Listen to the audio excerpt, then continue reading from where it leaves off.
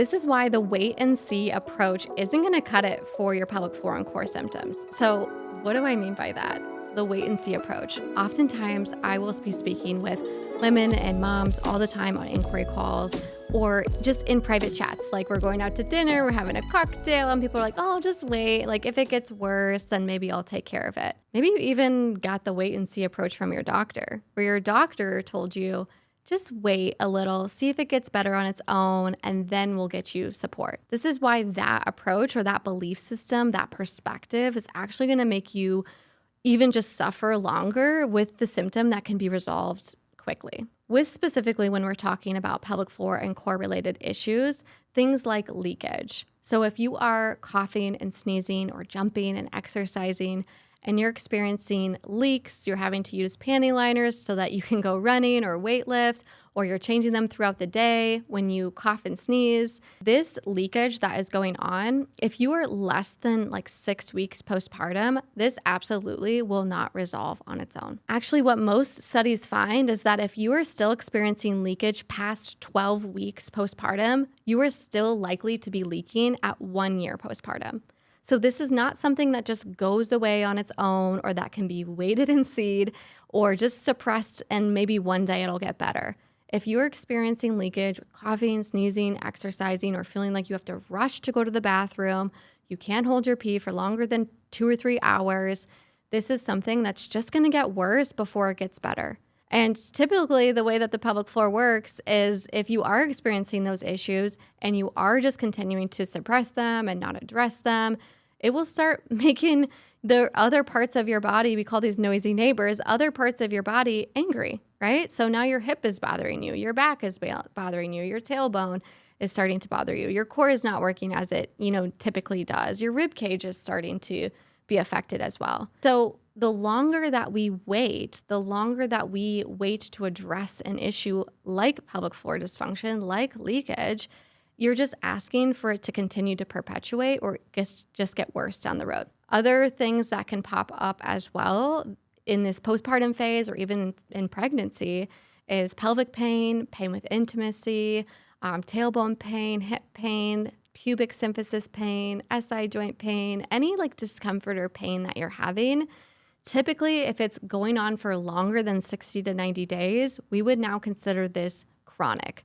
So if you've been having back pain or SI joint pain or pubic symphysis pain in pregnancy or postpartum longer than 2 or 3 months, it is not going to go away on its own. And in fact, it actually will teach your brain and your nervous system and your body that it's normal for you to have pain.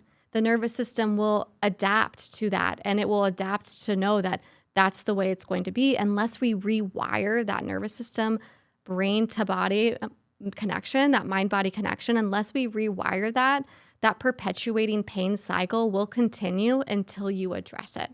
So I always like to use an analogy with this because if you're driving down the road and you see your car engine light come on or you see your tire pressure light come on, would you just keep driving for the next 3 months, year, 3 years, 10 years? No, you wouldn't, right?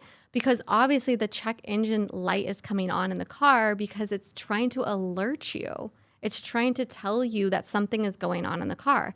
It's trying to bring awareness and attention that you need to fix something under the hood, that you might need to take it into a mechanic, an expert that specializes in working on cars to help diagnose and identify what is going on in your car. But the light was actually what ignited you and brought awareness to the problem. Same thing with pelvic floor dysfunction, you guys. Pelvic floor dysfunction like leakage and pain and pelvic heaviness, these are just the indicators. This is just your check engine light coming on to let you know that something in your body is not operating as it should. We are starting to see, leakage and have pain for long periods of time. This is like leaving your check engine light on for 3 months, for 6 months, hoping that it just shuts off one day. Have you ever had a light come on and it just completely shut off on its own? Probably not, right? You brought it into the specialized mechanic. You brought it into somebody who knows more than you about cars. You brought it into somebody who's more of a specialist that's going to get right to the root cause, right to the diagnosis so that it can fix the problem and get that light turned off as quick as possible. So I really want you guys to think about, your own bodies. When you start to notice these signs of pelvic floor dysfunction, that you address them quickly, right?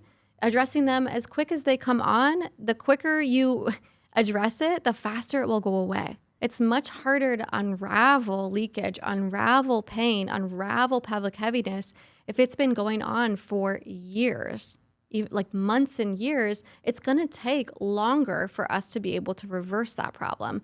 Versus if you started to notice it, you started to notice, okay, this is a sign that my body's trying to communicate to me that my pelvic floor is not functioning as it should, that my core system is not functioning as it should. This is a sign that I might need to go to an expert to be able to get support, to be able to get a root cause, to be able to figure out what's going on in my body and what's going on underneath the hood so that you can address it as quick as possible, so that you can start to resolve it quicker than just waiting and seeing. Okay, so that's one part of the wait and see approach.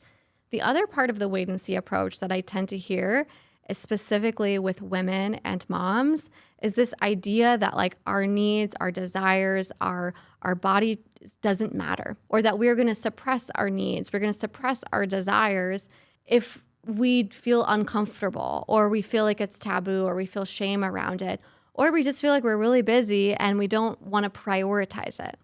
This is something that I see a lot when working specifically with women and moms. It's very easy for women and moms to dismiss the red flag warnings, to just dismiss the check engine light. Oh, it's fine. I'll just drive a little longer. It's really easy for us to do that because we have so many other people relying on us. We have, the kids, and we have a spouse, and we potentially a career also that we're working at the same exact time while trying to care for little kids and juggling career and motherhood.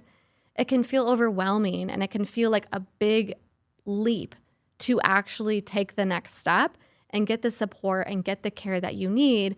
So instead, the easier approach, the simpler approach, is that you just wait and see. Maybe one day it'll get better. I'll just take care of that later when I have more time for myself, is what I hear. But I'm trying to help bring awareness to that there is no time like the present.